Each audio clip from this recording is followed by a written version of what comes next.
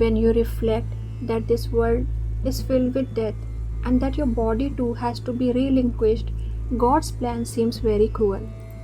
You can't imagine that He is merciful. But when you look at the process of death with the eye of wisdom, you see that after all it is merely a thought of God passing through a nightmare of change into blissful freedom in Him again. Saint and sinner alike are given freedom at death, to a greater or lesser degree according to merit. In the Lord's dream astral world, the land to which souls go at death, they enjoy a freedom such as they never knew during their earthly life. So don't pity the person who is passing through the delusion of death, for in a little while he will be free. Once he gets out of that delusion, he sees that death was not so bad after all. He realizes his mortality was only a dream and rejoices that now no fire can burn him, no water can drown him. He is free and safe. He realizes his mortality was only a dream and rejoices that now no fire can burn him, no water can drown him. He is free and safe. No weapon can pierce the soul, no fire can burn it, no water can moisten it, nor can any wind wither it. The soul is immutable, all permeating, ever calm and immovable, eternally the same. According to the Bhagavad Gita, the soul is described as intangible, unmanifested and immutable. Hence, recognizing its nature, one should refrain from lamenting. After a time of freedom from the body, he wants to come back to earth. Even though the soul knows that the body is subject to disease and troubles, these delusive desires for earthly experience veil that knowledge and deceive his consciousness. So, after karmically predetermined time in the astral world, he is reborn on earth. When death comes, he goes forth once more from the gross dream of this earth experience to the finer dream of the astral plane, only to be drawn back to this world. And again he returns until he is no longer desirous of an earthly life. Birth and death are doors through which you pass from one dream to another. All you are doing is going back and forth between this gross dream world and the finer astral dream world, between these two chambers of dream nightmares and dream pleasures. Thus, reincarnation is a series of dreams within a dream.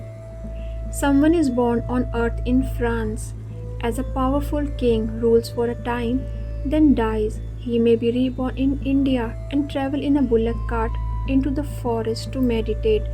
He may find rebirth in America as a successful businessman, and when he dreams death again, reincarnate perhaps in Tibet as a devotee of Buddha and spend his life in a lamasery.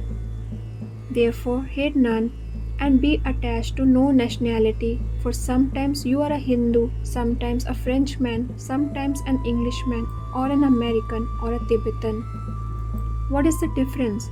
Each existence is a dream within a dream, is it not?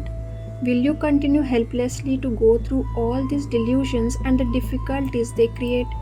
Each nation thinks its ways are justified, its customs the best.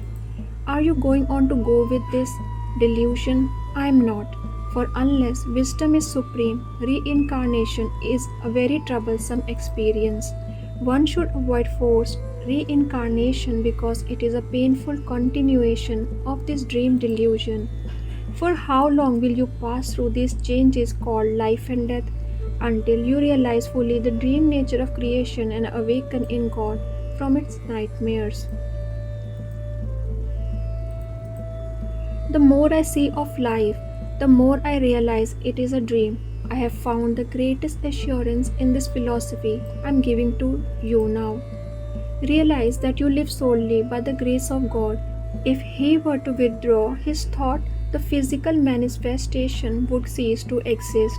This world is a dream place and we are all dreaming here. This life is not real. You are laughing and crying in the greatest delusion, and it is not worth shedding tears over. To give reality to our earth experiences is to invite untold misery. By identification of our consciousness with this world, we see it as a place of suffering. What is going to free us from suffering? Will money do so?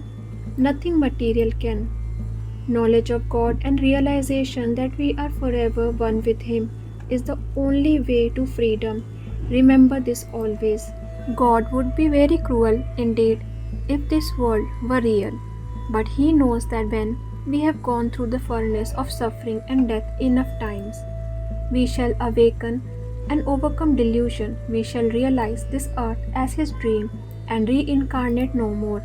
In the Bhagavad Gita, God, speaking through Krishna, assures His devoted followers, those noble souls who have attained me, the Spirit, have attained ultimate success, transcending the cycle of rebirth in this realm of suffering and impermanence.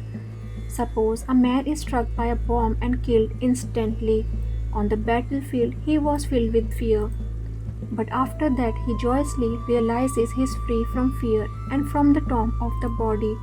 One need not go through some ordeal to attain this knowledge. It is better to acquire wisdom through conscious spiritual effort. And if we have to endure trials, it should be with the right attitude. Think what Jesus went through as an example to us. He was nailed to the cross and had to pass through that dream of suffering. Yet before his crucifixion, he had said, "Destroy this temple, and in 3 days I will raise it up." He knew that the body and the nails with which it was to be held to the cross and even the process of death were but dreams. Because he realized this, he knew he could recreate life in his dream body again. Isn't that a wonderful way to view the delusion of life and death? It is the only way. Krishna began his revelatory discourse to Arjuna in the Bhagavad Gita with an exhortation to remember the transitory nature of matter and the eternal nature of that which dwells within it. Please like the video, subscribe the channel, and don't forget to hit the bell icon. Hare Krishna.